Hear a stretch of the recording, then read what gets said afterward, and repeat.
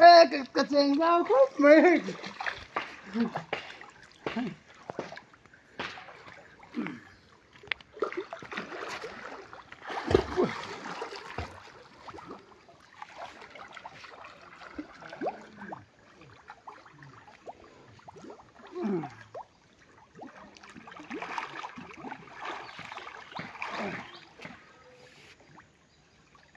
Mà thì có thiên thêm khúc mày mà.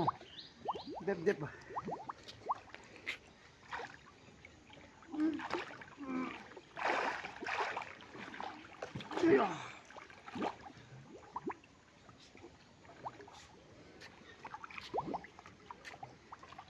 Thật à chứ. Ê, đập xong đi. Cái này thu vào là thu lém đâu à, nó có hình bồi nó tổ lên. Chắc thấy nó tổ lên. Cái này đi. Nè.